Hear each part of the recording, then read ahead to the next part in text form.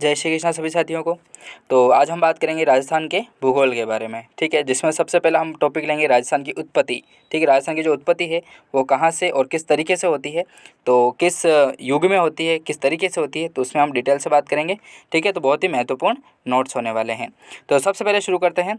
तो आप देख लीजिए, ये है पृथ्वी अपनी। ठीक है, पृथ्वी है, इसमें स्थल महाद्वीपीय जो है, स्थल महाद्वीपीय जिसे पेंजिया कहा जाता है, जिसका परसेंटेज कितना है 29%। ठीक है, 29% स्थल महाद्वीपीय है जिसे पेंजिया कहा जाता है।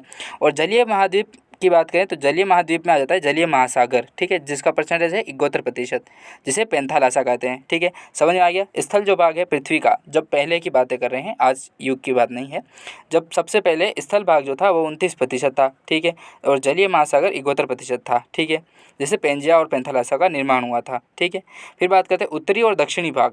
ठीक है, उत्तरी भाग क्या कहलाएगा, पेंजिया का जो उत्तरी भाग है वो अंगारा लैंड कहलाएगा और दक्षिणी भाग गोंडवाना लैंड कहलाएगा। ठीक है, और बीच में तैथिस सागर जो भूसन्नति का है। ठीक है, जो पर्वतों का पालना करता है। ठीक है, पर्वतों की पालना भूसन्नति तैथिस सागर अवशेष माना जाता है। अंगारा लैंड के बारे में बात करते हैं। तो अंगारा लैंड सबसे पहले बात करेंगे अंगारा लैंड के बारे में। तो उसमें आता है पेंजिया का उत्तरी भाग, जिससे उत्तरी अमेरिका, यूरोप और उत्तरी एशिया का निर्माण हुआ है।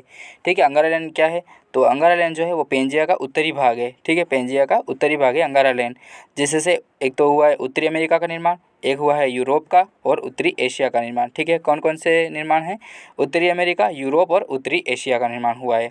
ठीक है, फिर बात करते हैं गोंडवाना लैंड के बारे में। तो गोंडवाना लैंड के अंतर्गत आते हैं पेंजिया का दक्षिणी भाग है। ठीक है, पेंजिया जो है उसका दक्षिणी भाग है गोंडवाना लैंड, जिससे दक्षिण अमेरिका, अफ्रीका, दक्षिण एशिया, ऑस्ट्रेलिया तथा अंटार्कटिका का निर्माण हुआ है।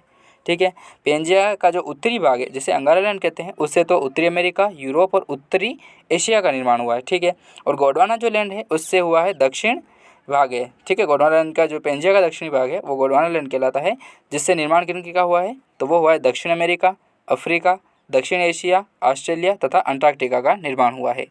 फिर बात करते हैं तैथिस सागर। ठीक है, तैथिस जो सागर है यह एक भूसन्नति है जो अंगारा लैंड व गोंडवाना लैंड के मध्य स्थित है। ठीक है, गोंडवाना लैंड और अंगारा लैंड के मध्य जो स्थित है वो स्थित है भूसन्नति तैथिस सागर। ठीक है, अब बात करते हैं राजस्थान के निर्माण के बारे में। राजस्थान का जो निर्माण है वो गोंडवाना लैंड और तैथिस सागर से हुआ है। ठीक है, गोंडवाना लैंड और तैथिस सागर से राजस्थान का निर्माण हुआ है। तो गोंडवाना लैंड से जो निर्माण हुआ है राजस्थान का, तो वो है अरावली और हाड़ौती। ठीक है, गोंडवाना लैंड से अरावली और हाड़ौती का निर्माण हुआ है, जिसमें अरावली जो है वो प्राचीनतम भौगोलिक प्रदेश है। ठीक है, अरावली। फिर बात करते हैं तैथिस सागर से राजस्थान में क्या क्या निर्माण हुए। जो तैथिस सागर है उसके अवशेष हैं एक तो मरुस्थल और मैदान। ठीक है, मैदानी भाग जो है वो है नवीनतम भौगोलिक प्रदेश। ठीक है, मैदान आते हैं तैथिस सागर के अंतर्गत। ठीक है, फिर बात करते हैं अरावली व हाड़ौती भारत के प्रायद्वीपीय पठार का हिस्सा है, जबकि मरुस्थल व मैदानी भाग भारत के उत्तरी विशाल मैदान के हिस्से हैं। ठीक है, अरावली और हाड़ौती जो हैं वो प्रायद्वीपीय पठार के हिस्से हैं, जबकि मरुस्थल और मैदानी भाग जो हैं वो भारत के उत्तरी विशाल मैदान के हिस्से हैं।